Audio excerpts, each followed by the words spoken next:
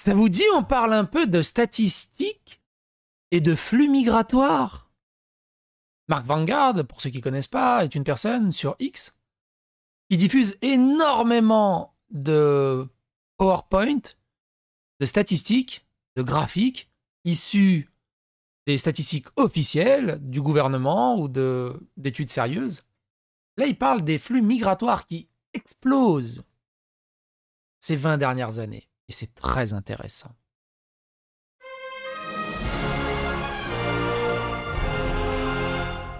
Attention, please.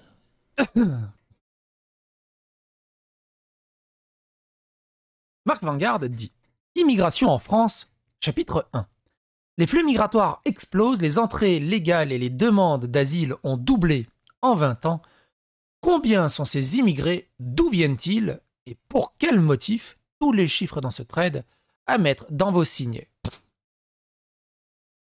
Donc on le voit déjà, un demandeur d'asile plus 120%, bénéfice AME plus 75%, titre de séjour délivré plus 65%. Les immigrés légaux arrivant en France sont chaque année de plus en plus nombreux. Ils étaient déjà 120 000 par an lors des années Jospin. En 2023, ils sont 320 000 par an, plus de 170% en 25 ans. 320 000 entrées par an. Des immigrés légaux. Légaux. Sur 3 ans, 1 million. Il me semble qu'il y a quoi? Il y a 500 000 agriculteurs. Il y a presque autant d'agriculteurs qui rentrent par an, en fait. Grosso, légaux. Pas illégaux. Légaux. Cette immigration régulière n'est pas une immigration de travail. Sur les 5 dernières années, l'immigration de travail ne représente que 14% des titres de séjour accordés. C'est petit.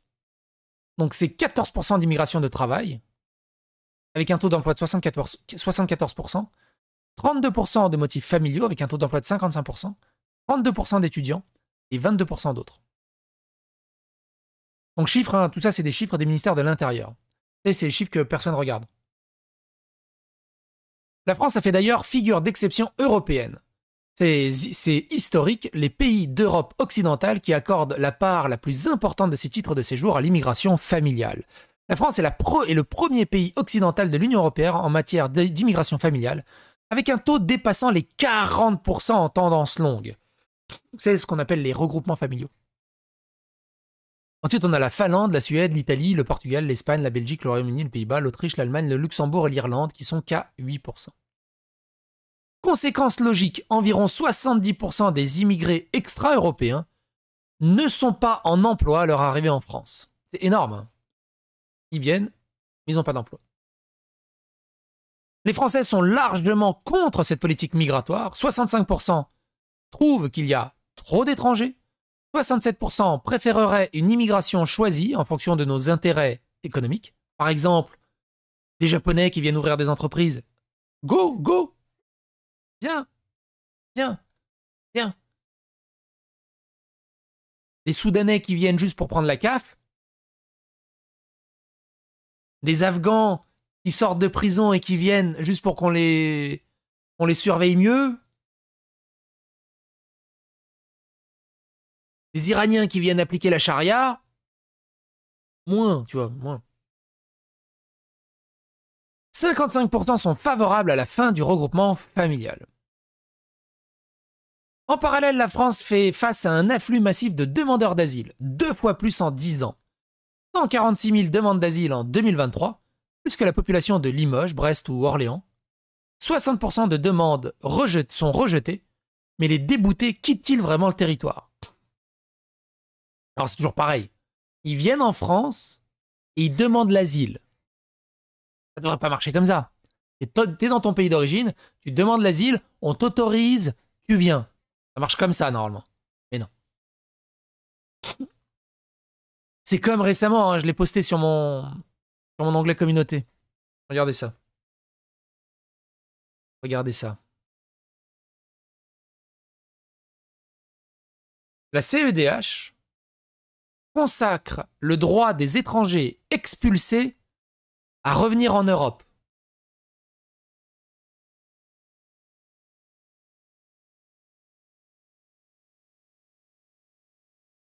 La Commission européenne des droits de l'homme, hein, pour ceux qui se posent la question, la CEDH.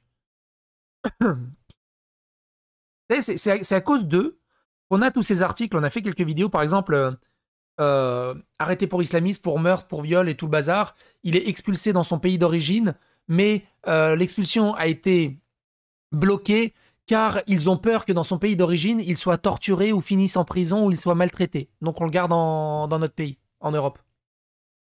On s'en fout de ce qui se passe de sa vie et de son cul dans son pays d'origine, non?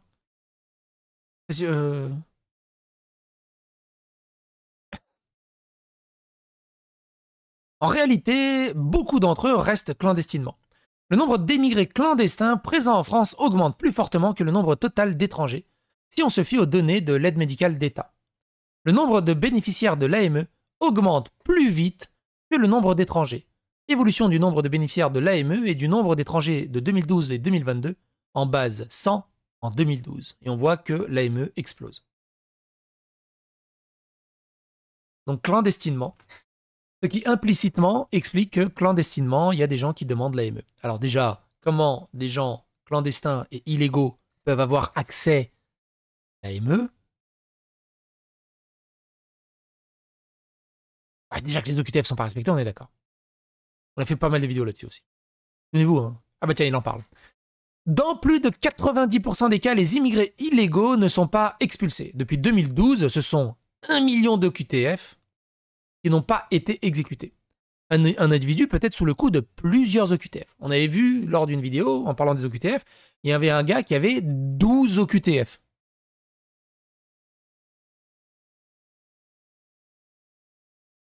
C'est ridicule. Plus de 90% des OQTF ne sont pas exécutés. Je vous rappelle que Macron, quand il était élu, la première fois, pas la deuxième fois, une de ses promesses de campagne, c'est que 100% des OQTF allaient être exécutés. On est quasiment à la fin de son deuxième mandat. On est à 7% d'exécution. On était à 22% d'exécution en 2012, qui était déjà trop faible. On est à 7%. Ils en ont rien à battre. Ils disent, ouais, c'est bon, on lui a donné une OQTF. On lui a dit, t'as pas le droit d'aller dans cette ville. Il l'a fait. Ah, on lui a dit, c'est qu'il va le faire.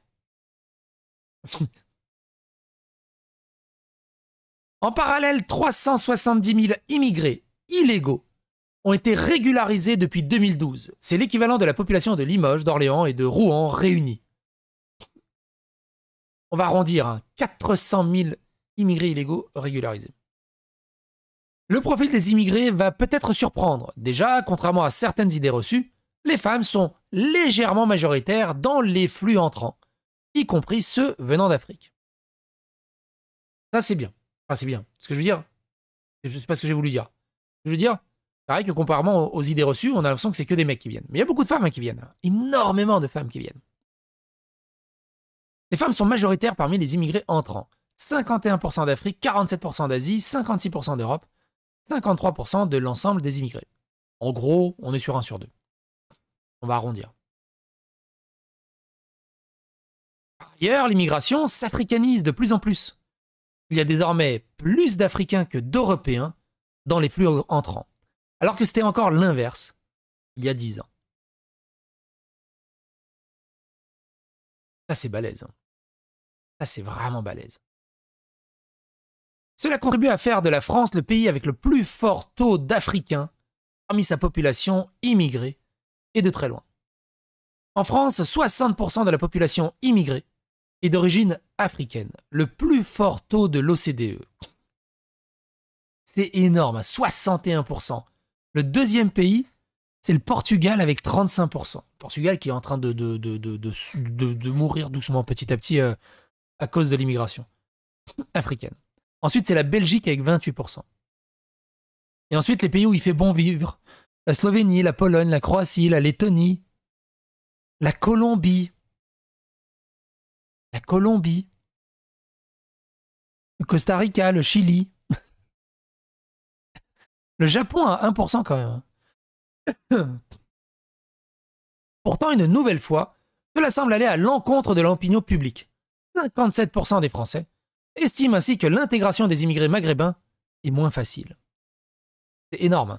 La majorité des Français s'inquiètent de l'immigration extra-européenne et de l'intégration des immigrés maghrébins, surtout. 66% des Français estiment que l'immigration extra-européenne peut être un danger pour le pays. Selon vous, est-il plus ou moins facile d'intégrer des immigrés venant de zones suivantes? Moins facile, ni plus, ni moins facile, plus facile. L'Europe du Sud.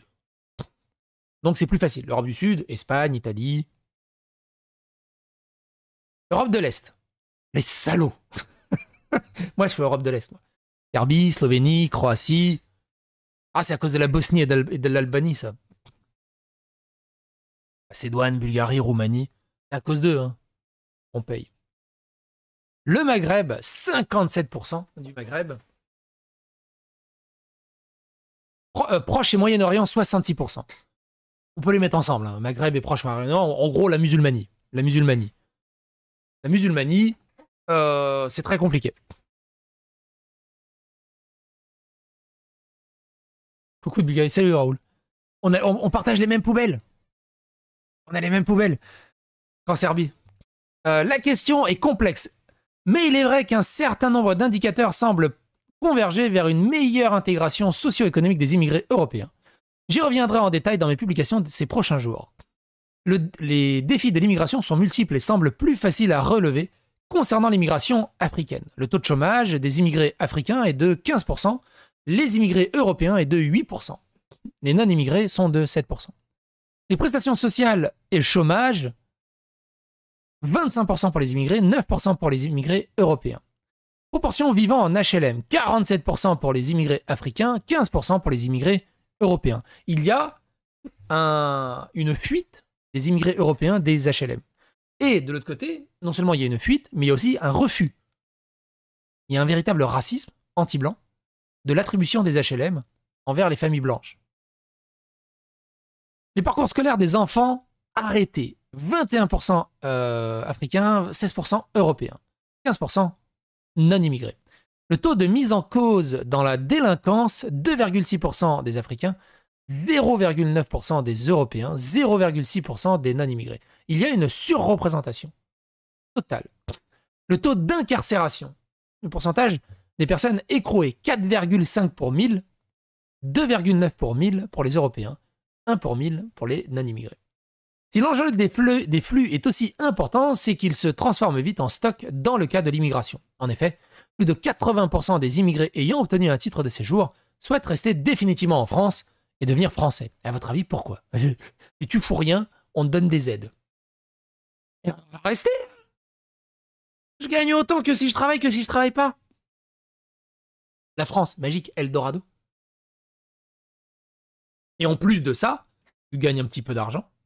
Et le reste, tu l'envoies au pays, à la famille. Et tu passes pour le nabab.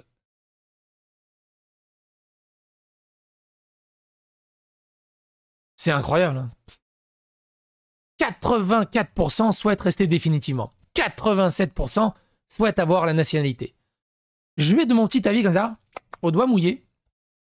Parmi ces 87% qui veulent avoir la nationalité et qui veulent rester définitivement en France, allez, un bon tiers déteste la France et qui éprouve et pense que son pays est tellement mieux et qu'il vivrait tellement mieux là-bas. En cumulant les soldes migratoires annoncés par l'INSEE, on obtient ainsi un solde net de plus d'1 million d'immigrés en 10 ans. C'est l'équivalent de la population de Lyon-Toulouse additionnée. Le solde migratoire est très excédentaire. 80% des immigrés arrivés ces 10 dernières années sont restés en France d'après l'INSEE. 2,5 millions d'arrivées d'immigrés. Un demi-million sont partis, donc ça donne un solde de 2 millions. Le solde migratoire donné par l'INSEE est régulièrement critiqué. Il n'est d'ailleurs pas vraiment calculé, mais plutôt estimé. Je préfère m'en tenir aux chiffres officiels tels qu'ils sont. Vous pourrez faire vos recherches pour approfondir. Seuls 20% des immigrés arrivés ces 10 dernières années sont repartis. En revanche, alors que près de 2 millions de Français non immigrés sont partis, seuls 1 million sont revenus en France. Sont revenus en 10 ans.